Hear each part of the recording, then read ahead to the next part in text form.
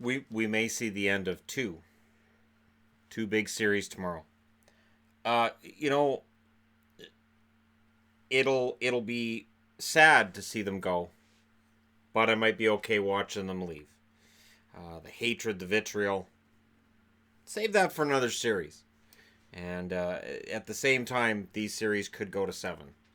It's an interesting time of year because, I got used to reviewing and previewing nights of 10, 11, 12 games. Here we are with 2. And from here on, we'll probably at most have 2 games in a night. So let's discuss Boston and Toronto. The Toronto Maple Leafs have come a long way. And, we can talk about the difference between this series and last year's series simply. Last year, Boston got up 3-1. I'm not going to say they choked in games 5 and 6. That would take away from what Toronto did. But when Boston had a chance to put them out, they didn't. Took until game 7. Very rough game for Jake Gardiner. And this series is completely different. This series has been in Toronto's hands the whole way through. They've won game 1, they won game 3, they won game 5. Now, if it follows suit, Boston wins game 6. I'm saying no. Game 6 should go to Toronto. I'm wearing Boston for the simple fact that I believe this will probably be my last chance to wear a Boston Bruins jersey for a preview. Much like I wore Calgary yesterday. I felt that was probably their last game, and it was. And so we'll see if, in fact, it is the last game for the Boston Bruins. And no shame in that, really, honestly. Their leading scorer right now is Brad Marchand with 2 goals, 4 assists, 0 penalty minutes. And I know there's going to be a lot of talk about certain things that should have been called, could have been called, might have been called. Referees, for better and for worse, have let things go in this series. There are 8 players in Boston who have 3 points or more in this series. That being said, Toronto has defensively done an excellent job of shutting them down when need be. That's how you win 3 out of 5 against them. Jake DeBrusk stands out to me, not for the same reason he does for Maple Leaf fans. He stands out to me because he's only got 1 assist. He's fighting the puck. He's a -2 in this series. He's only got 2 penalty minutes, so for all of the controversy that surrounds him in this series, for me, the headline is more along the lines of the guy hasn't put the puck in the net. He had, I believe, 27 goals during the regular season. They could really use one tomorrow. Plus-minus leaders for Boston: Backus, Chara, Heinen, Coyle, Marchand, all at +2. And the funny thing is with Zdeno Chara, and people talk a lot about how slow he is. He's so slow. Here's the thing. Is he as fast as he once was? No. He was never really that fast, though, but he's huge. As I said, after seeing Boston play Vancouver the first time I saw him, I said he's bigger than a human. And the television doesn't tell you how big he is. You see him live and in person, you're like, wow, he is massive. So when you combine that with the wingspan the guy has, and then the fact that the hockey stick he carries is larger than everybody else's, it is hard to get around him, and that's part of the reason why he usually has a good plus-minus. And when people get frustrated, like, why don't they just go around Chara? I'm thinking, because you can't. It's not a matter of speed. He's a tree, and he's there, and, it's these speeding cars sometimes hit trees. Anyways, on the Toronto side, you've got Austin Matthews leading them with 4 goals and 1 assist. Oh, right, yeah. The narrative of Austin Matthews doesn't come up in big games. That narrative is gone now. And if they finish off Boston tomorrow and Matthews plays a role in that, he deserves a lot of credit. As much as he took a lot of punishment and abuse from fans and media, like mostly media, over the last couple of years, because, you expect a teenager to just walk into the playoffs and produce, he deserves a lot of credit for this playoffs and what's gone on. Also with 4 points, Tavares, Marner, Janssen, and Riley. Andreas Janssen quietly has had a very good round as well. Tavares has had a good round. He is at a -2. He's had problems with the matchups at points in this series. I think Matthews has been the better player. I think Marner's been fantastic as well. Marleau stands out as a guy that I'm waiting to see him have a big game. He has an assist so far in the playoffs, and before people say, "Oh, he's done," yes. And during the 2011 run of the Boston Bruins, so was Mark Recchi, but he still had some games where he produced, and he sort of looked like the old Mark Recchi. And I expect some of that with Marleau at some point during this playoff run for the Leafs. Should they move on tomorrow and play against Columbus, I'm telling you, that could be tremendous fun. If you want to see the difference between how this series has gone for certain players, Hainsey sits at a +5, Zaitsev's at -4, and Jake Muzzin's at a -5. And the weird thing is, I wouldn't say Jake Muzzin's had a poor playoff, but there he is at a -5. And Zaitsev, of course, he's going to get thrown under the bus a lot. But if they move on to round 2, I think what it tells Kyle Dubas is, I had the right idea all along. Remember, he was told at the deadline, you got to toughen up to play Boston. They win this one tomorrow, Kyle Dubas can stand there and go, nope, we don't need anything. We're good. We're fine. And that's what will happen. So even if they lose in round 2, he can say, we're taking steps, we're getting closer. Rask has a .922 save percentage through those first 5 games. Anderson has a .925. And I don't see any reason to think that we're going to see Halak in this series.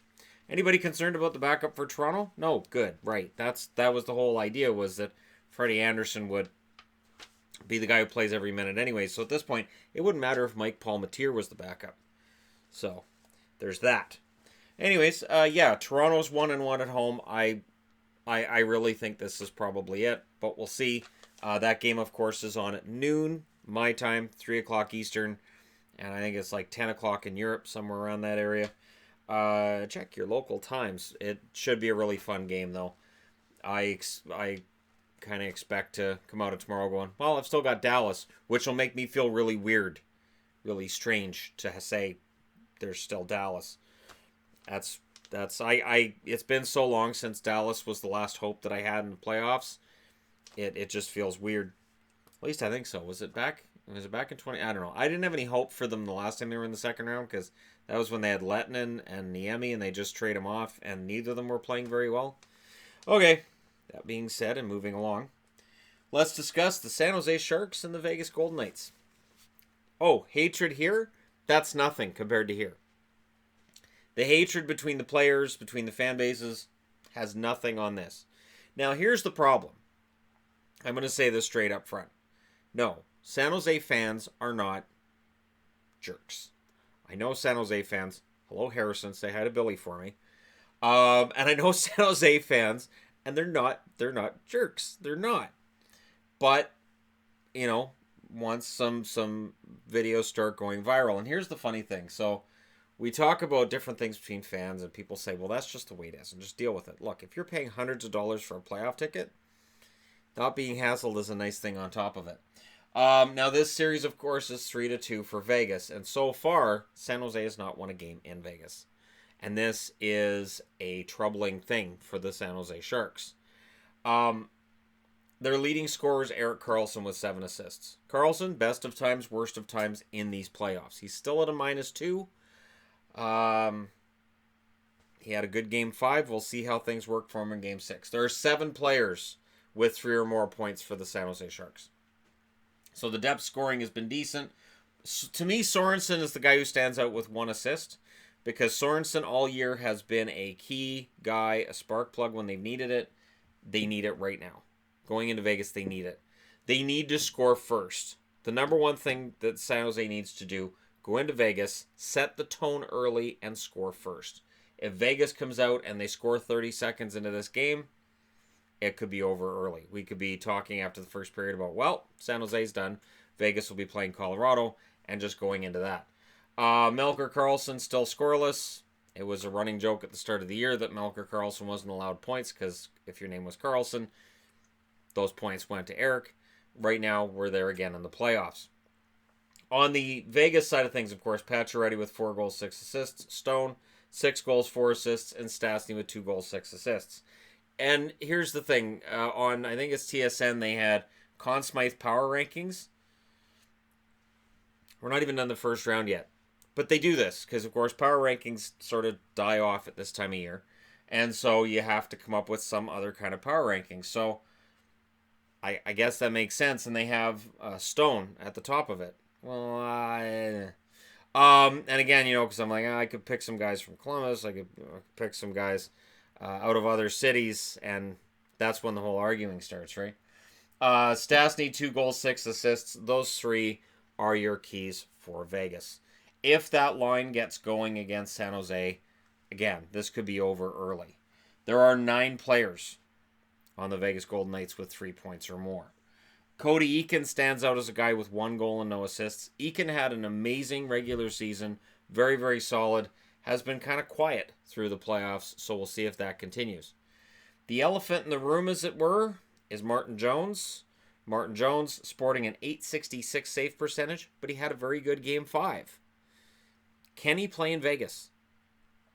Is it something between him and Vegas? Is it like Pekka Rinne with Pittsburgh? Is that what we're looking at with Martin Jones? He goes into Vegas and just something doesn't click. Or if you're saying it's not Jones, is something with San Jose's defense, they go into Vegas and everything just sort of falls apart. Aaron Dell's there as the backup. He's got an .861 save percentage in the action he's been called into. But if Aaron Dell sees ice time tomorrow night, that means San Jose is done. Marc-Andre Fleury has a .908 save percentage, and there were a lot of fans who got upset today when the Vezina nominations came out, and Marc-Andre Fleury wasn't one of the top 3. I honestly was kind of surprised myself. That is something that definitely deserves a video. I only mention it here because Vegas fans will still be kind of salty in the comment section on this video that Fleury didn't get named as one of the 3 finalists. I understand Fleury not being there, but I'm not saying that I totally get why the 3 that got it did, without trying to throw shade at the guys who did get it. Vegas being 2-0 at home, again, assert yourselves early, jump on that defense. If they can get a goal in the first 2 minutes, they could make it so that San Jose is down. If San Jose starts doubting themselves, this will be done. But again, like I said, San Jose, if they can hold their own against Vegas in that first period, if they can get a lead, if they can make that crowd a little bit quieter, have Vegas gripping their sticks a little harder, thinking, are we going to a Game 7? They might force a Game 7. It's going to be very interesting action tomorrow. Let me know who you think might win tomorrow in the comment section below. Everybody be nice to each other. Don't forget to hit like and subscribe if you're browsing your way through. You just happened upon this video. And hey, thank you guys so much for watching. I'll talk to you again soon.